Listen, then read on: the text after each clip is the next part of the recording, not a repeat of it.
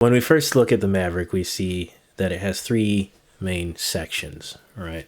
We have the tone, space, and anatomy. Tone does very much what these sections did. If you're familiar with my previous two deep dives into Una Corda and Noir, the tone section has the color knob, which we're familiar with already. So right now, by default, it's in the middle, and it sounds like this.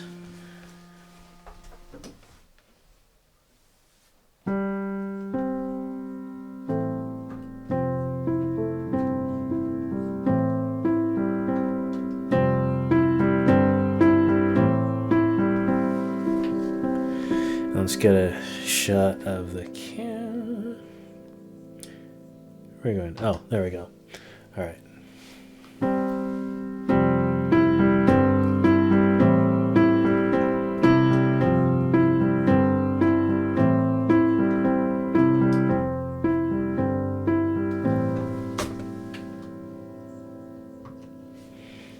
All right. Now, as we already know, or if this is your first time, the color knob changes the tone color or timbre from soft to hard by readjusting the sample mapping. Turning the color knob to the right will make the instrument sound harder and crisper, and turning it to the harder and crisper with more attack. Turning it to the left will make the instrument sound warmer, softer, and with less attack. Now, I tend to like the softer ones, but we'll try the hard ones right now, just for sake of example.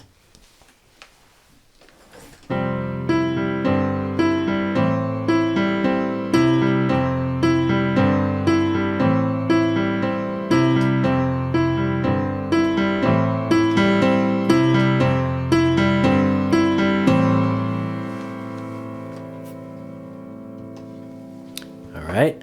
And we'll turn it all the way to the left. And if you couldn't tell from the very nice description, I like that they have the description down there, but you can tell from the soft and hard sections there. So here we go.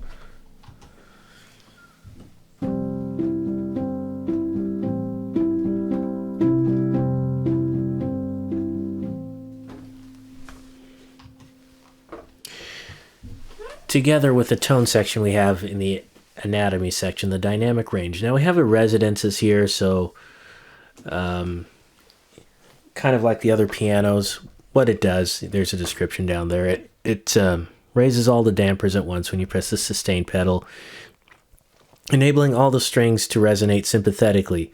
This adds a much fuller and deeper sound to the note. The resonances knob adjusts the volume of these string resonances. So basically, if I may translate lightly, when you press down on the sustain pedal, there's a certain resonance the piano has that it doesn't have. Let me put this back to the middle here.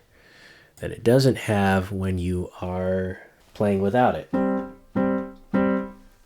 Press the sustain down.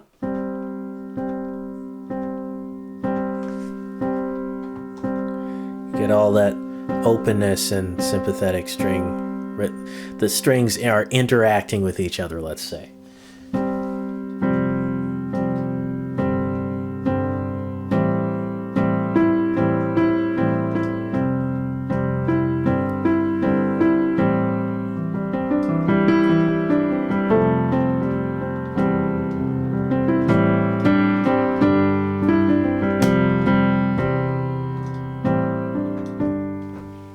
All right. Now, the dynamic range to the left expands, to the left compresses, to the right expands. So if we bring it back to the hard, this is what you might consider okay, so the right expands like a, so with that, I'm going to put it back to the middle again and keep hopping around. So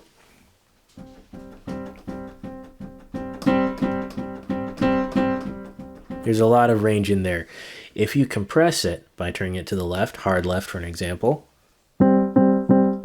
I'm going song and play very lightly, but you're still getting the feeling of like, wow, I love the sound when it just opens up like that, but you're getting a narrower section of, I don't want to use the wrong word here, but samples? Yes. So it's still using all the velocity samples, so. But the range is compressed, so you don't have to play as hard for it to be loud. And then with that, as we crank to my favorite combination, crank the soft all the way to the left as well.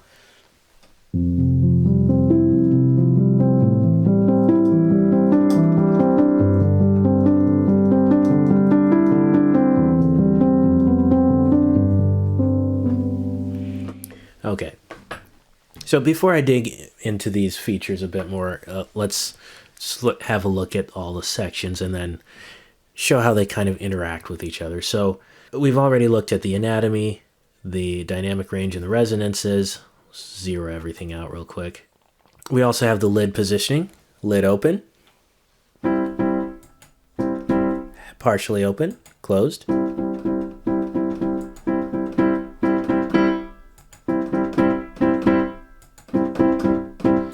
Now these differences are slight. You can probably hear a difference when I open it up. It kind of goes as it's switching the samples as it would sound with the lid open.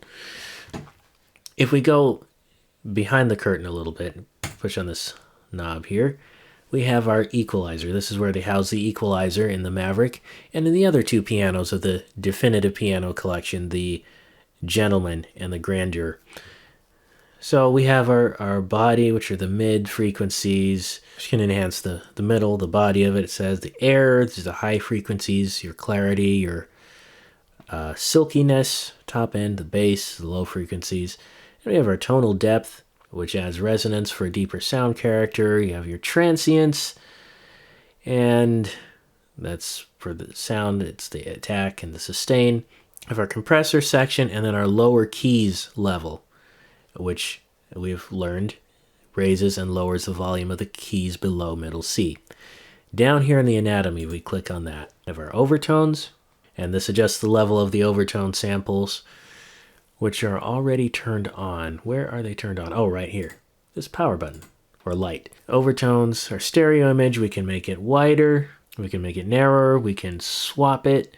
Then we have our velocity, and our silent key, and half pedal, repedal. Then we have the release samples, which are already turned on, which is great.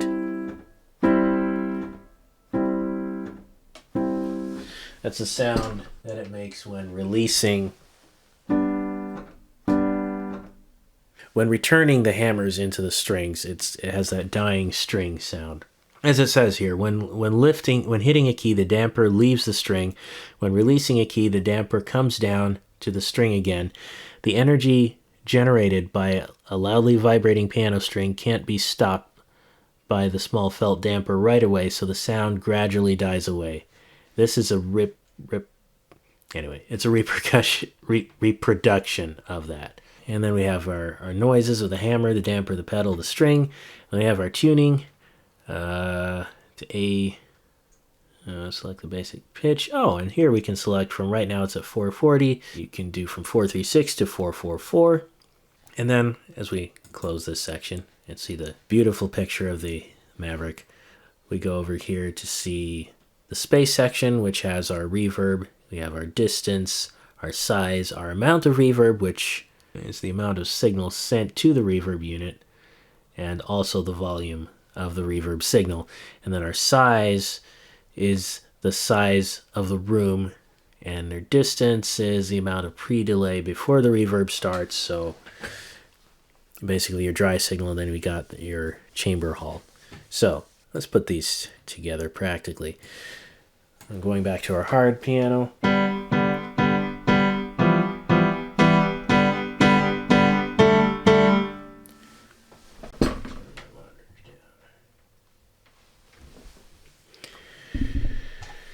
And then we do this.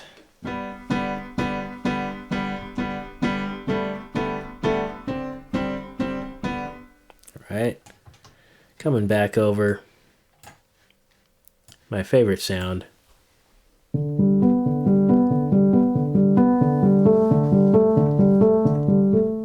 Okay, but a little something's missing, so we're going to go back into our anatomy section of the piano. We're going to turn on all these resonances. So hammer is obviously the hammer noise. Okay. Mechanical noise that plays with the release samples. That's what we're turning on here. The damper is the sound of the dampers raising up and lowering down. And then we have the pedal noise and the string noise. So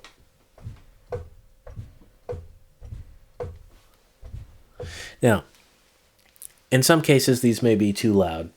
At this point, it's not really clear if they're...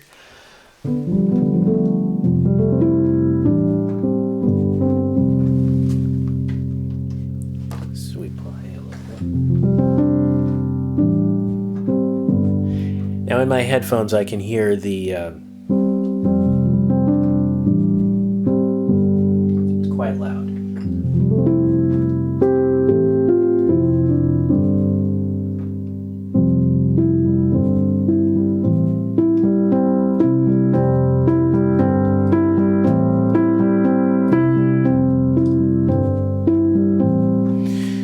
So that might be a little bit distracting, and I think what we want to do in that case is to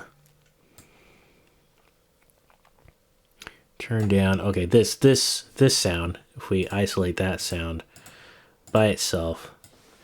Now, you can do whatever you want with these, but for me, it's a bit much. So I'm not going to make it too quiet. I'm going to bring it down about 10 dB. And this is just a guess at what sounds right with that. For this particular case, there are many use cases. There may be times when you want all your sounds super loud because you want, I don't know, this would be more like your cinematic scoring, like a fragile yet noisy piano sound.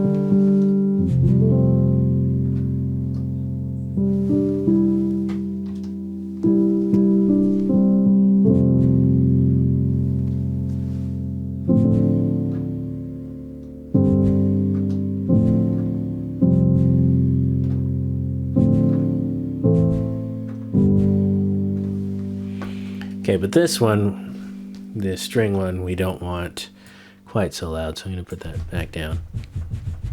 Okay, so I got the pedal there. That's softer. Excuse me, I'm going to put the pedal right here.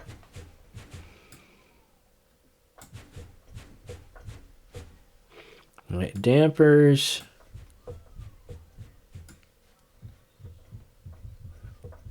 Gotta have a little bit of that there.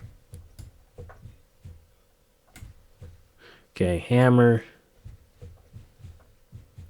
Okay, this is really one of the hammers.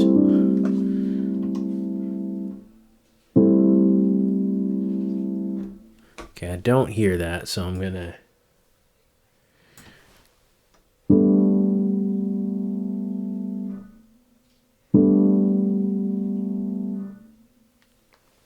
You can hear that dying string sound, which is...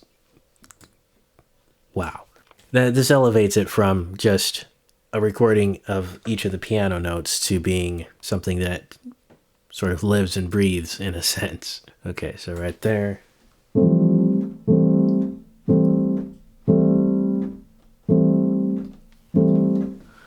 Okay, 22. I'm going to put it at 20. No, 18? For sake of example.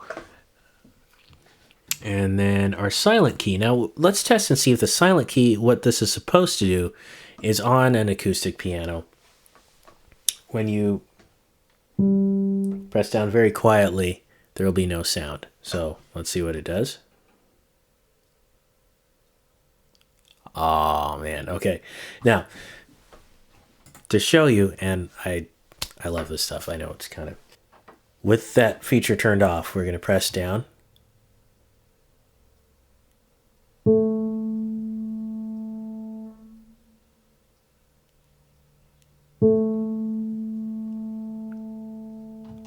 That's what you would expect to find on any keyboard. Now, we turn the silent key feature on.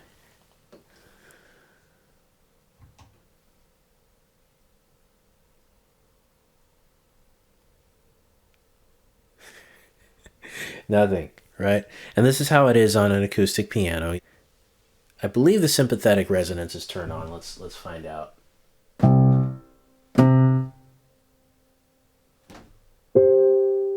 So let's try with these notes.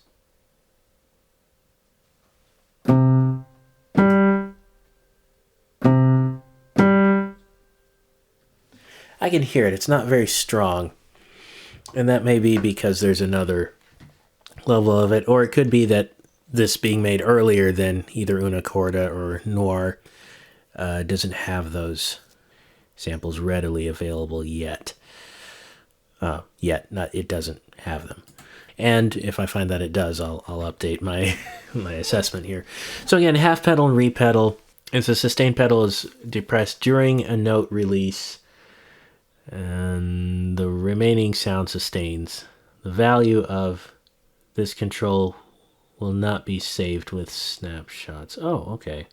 That's good to know. Continuous pedaling, half pedal, and this requires, it decides how far the dampers are lifted from the strings by controlling how far down you press the pedal. This affects the release time and amount of resonance.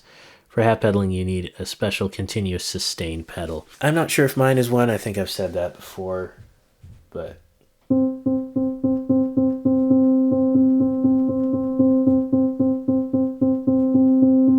yeah, it seems to be just on or off.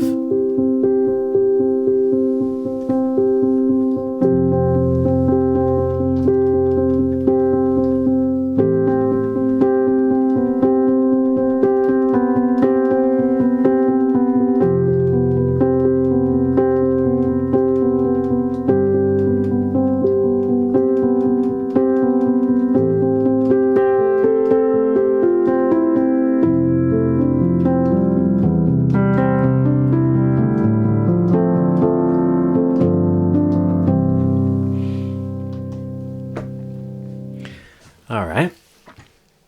So that's that section, and here's the tuning. We can pull it down to 436 or up.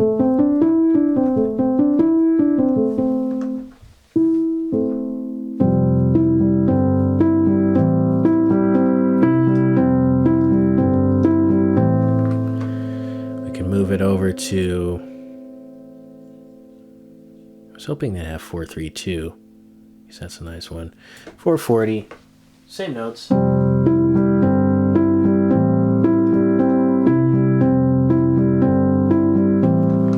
we can move it all the way to 444.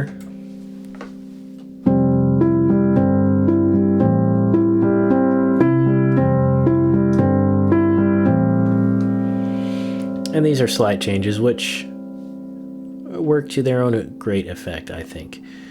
All right, I'll put it back to 440. And this is, again, this would be the tuning of A to 440 hertz. And that just sort of sets the tone for the rest of it. All right, that's the anatomy section.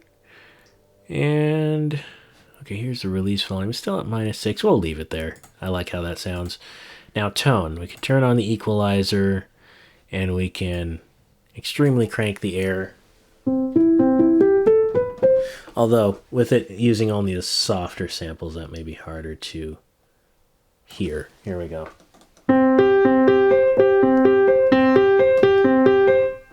All right, and it's very compressed, so let's uncompress it.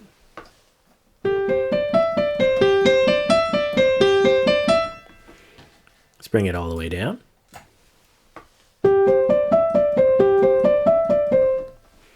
Okay, that's the silkiness on top. I'm going to put it up to 4.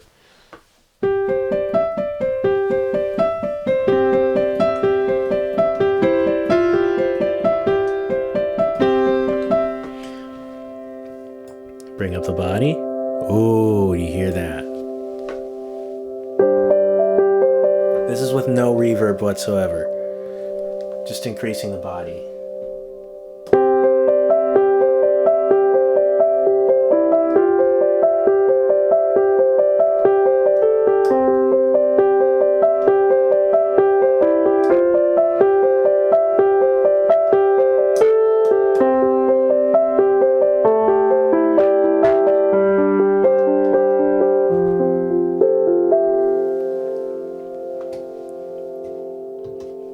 All right. Now that may be a bit much, so we're actually going to bring that down to, now this time we'll do 3.5. All right, bass. All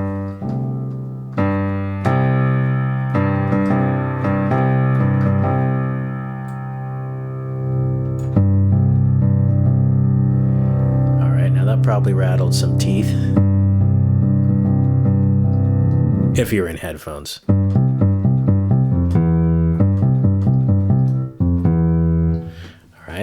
Let's bring it down. That's a lot. That's 20 dB. Man. Minus 20. Sounds like it's on the radio.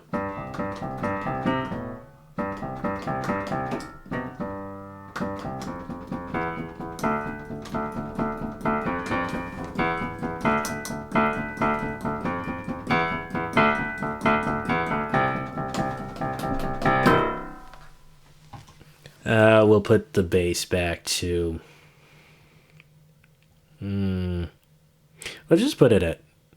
Let's put it at 1.8. All right, tonal depth. Can you tell I like my bass to be fuller, warmer?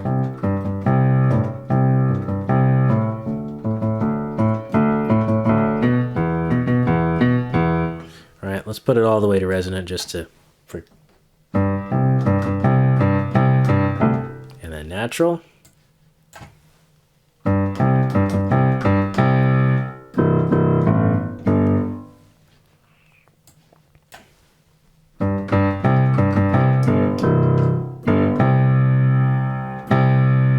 Now, this is a really the character of this piano.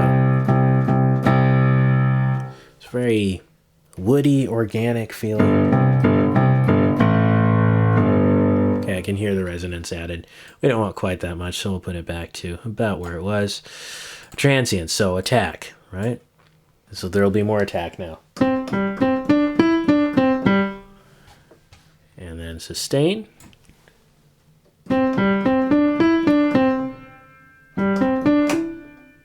As the sound takes longer to release in this case, so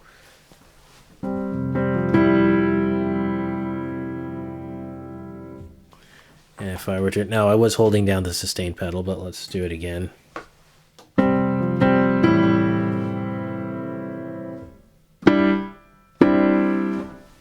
Okay.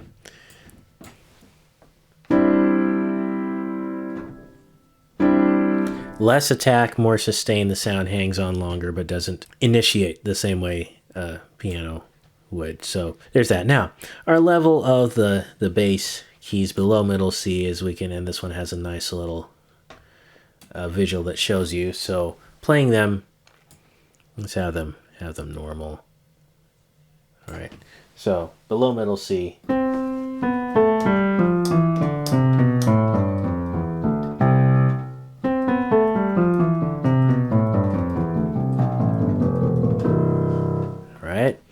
Now, we're going to set that level to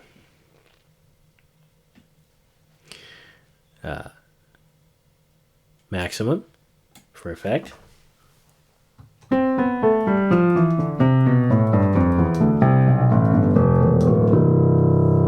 of get louder as you go down lower. So let's put it to all the way to less.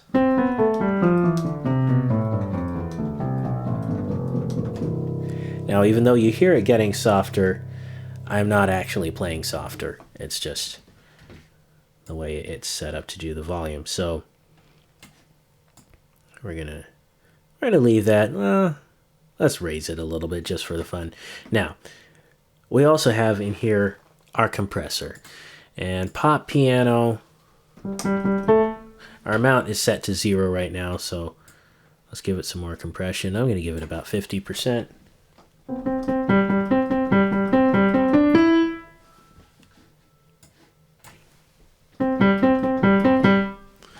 I must not be pushing it very hard right now.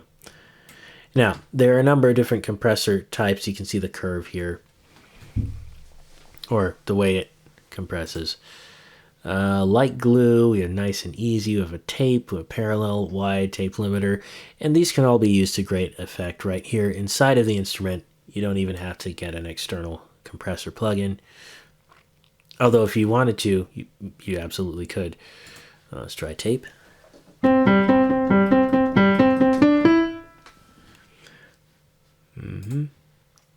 Back to pop. Those tend to be a bit louder with the pop compressor. So you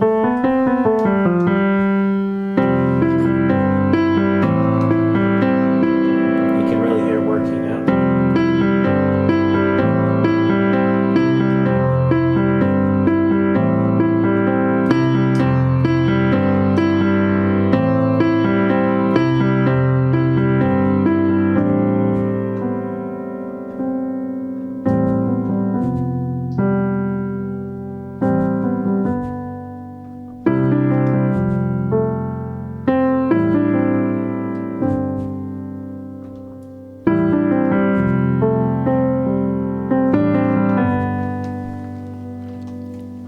Right.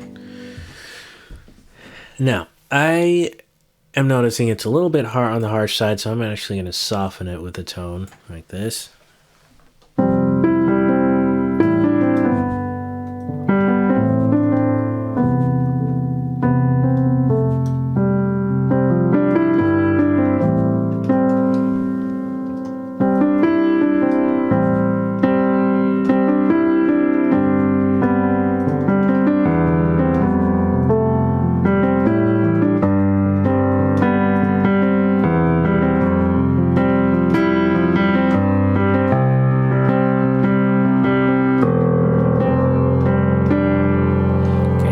Compressor pumping a bit to reduce that sound. So we're gonna crank that down a little bit to 32, right?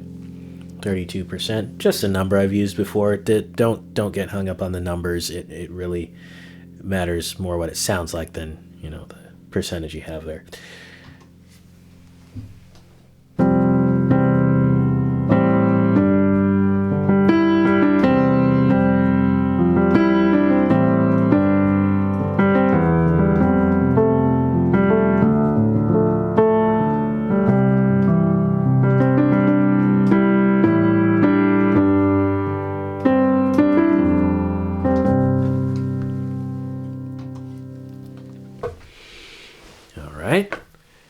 Now, let's go back to the anatomy. I did skip over the velocity curve, so see how this works here. That's a softer velocity. Let's go with harder.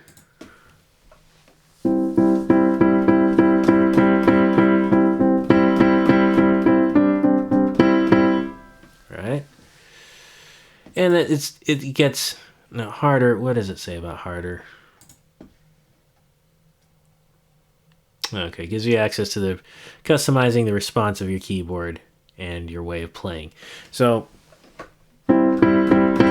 gets harder quicker with that one. I'm going to go to softer. Takes a little while before you get the sharpness of the piano coming out, and I generally tend to leave mine on linear because that's what I like with mine.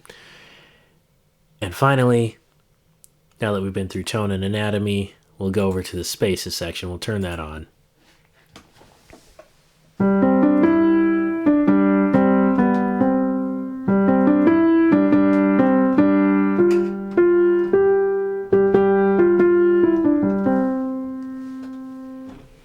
All right. There's a little bit of reverb. You can hear the difference. This gives you the feel that you're sitting right in front of the piano.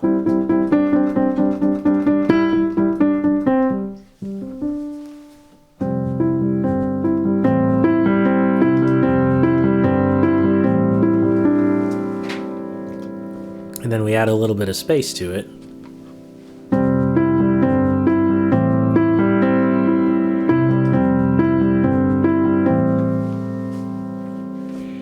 And we can add more space.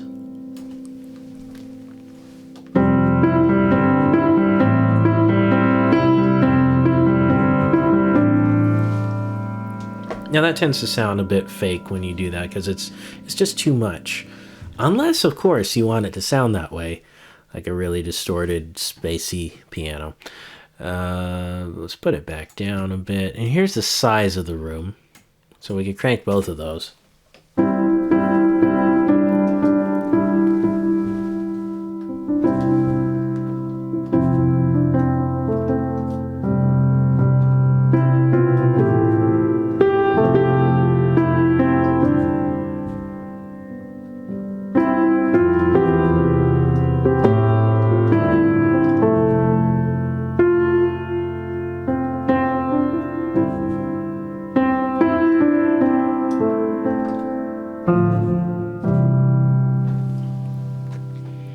And that can be a great effect if you so choose. Now the distance is our pre-delay. So I'm going to crank it all the way and we'll see what that does here.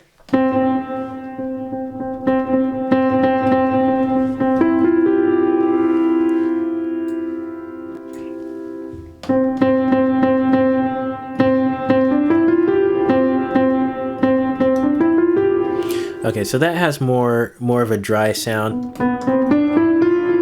before you hear the delay kick in. At least to my ears, that's what I'm hearing.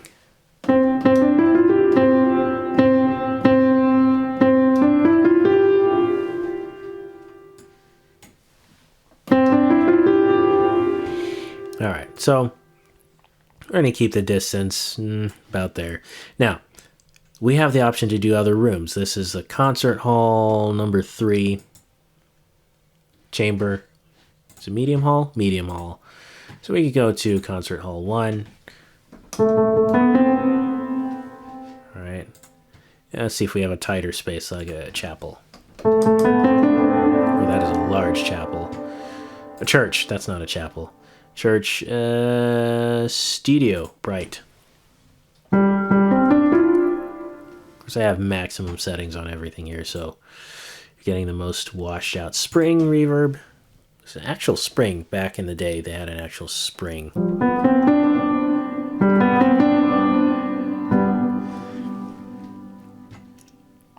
A metal grill, it will have a sort of reverb in a sense, like one of these, like the spring reverb. A plate was a plate of metal. Alright, what else we got? Piano Rezzo. Okay, yeah, that's like being inside of your piano, kind of. Music Club.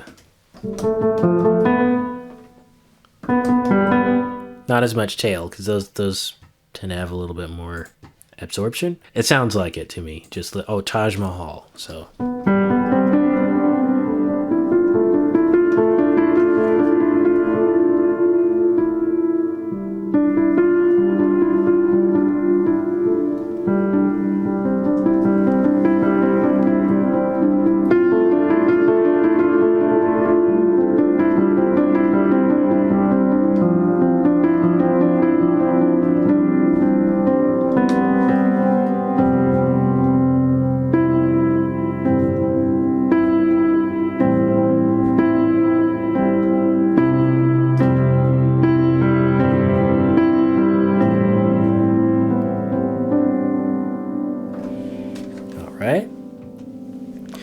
So, as you can see, you can play around with it to your heart's content, come up with different sounds, and this is just a touch of what you can do with it. Even with a very simple looking controls, there's a whole lot you can do, even just on the front panel and digging in just a little bit to these settings, which are, I'd say this is very user-friendly, and it's easy to get started. Now, before we go away from this, we don't want to overlook the presets that you have. We've been playing with the basic Maverick, and if you want to save your own presets, we can do this. So this is a basic Maverick. I will name this Jay's Crazy Taj Mahal. That's okay. I can live with a long name. All right, and that's saved. So now, and that goes into your user presets. Now in the factory presets, we have basic, Maverick, classical, compressed, and these are all different configurations of the settings which you see on the sides here. So if we go to deep Maverick, and as you can see, that immediately did put us in the church, and adjusted the size and amount, the anatomy, the resonance is here. The colors lean more towards soft. Let's see what it's doing in the tone. Okay, we got more body, not too much air, more to the resonance side. There's more sustain. Got a nice and easy compression, 10%. Our low keys are up just a little bit. Go to the anatomy. Okay, we got all the sounds on. This one is a little bit softer. Okay, 20, 25, 20, 20. All right. Now, if you are not so comfortable making changes yourself at first, the presets are a great place to start. And from looking at them, you can kind of get an idea of what different tweaks to these knobs and parameters do.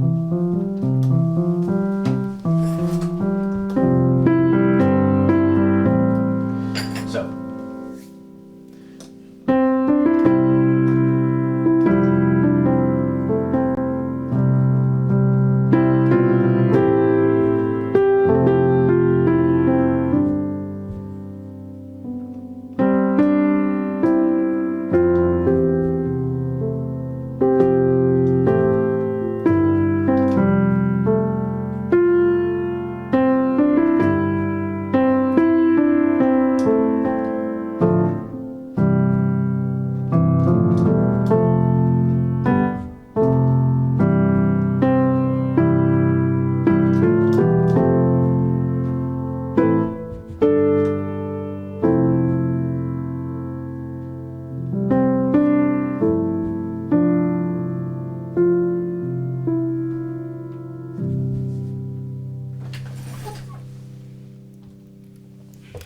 all right, there it is, the Maverick.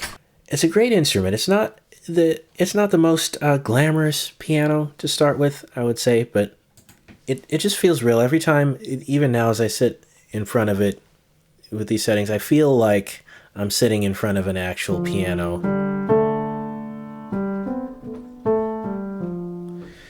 And I just feel the sense of a very genuine, earthy, all these natural, all these ideas, these adjectives, that's the word here. That's what these adjectives come to mind, and it just has that authentic feel, which I think worked well for that song and could work well in other contexts. Now, as you saw, you could adjust it to be more of a it's pop piano. Here we go, compressed pop.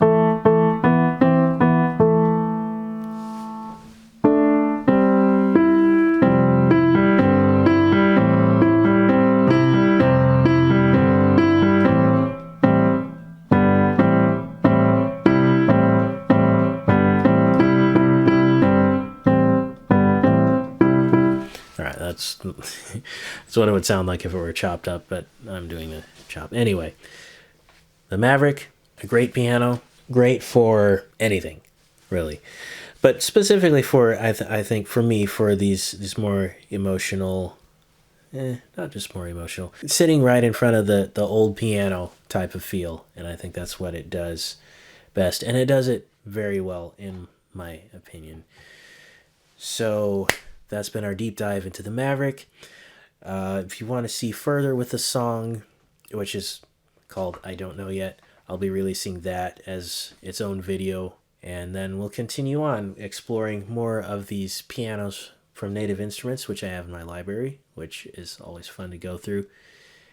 Thank you for joining me.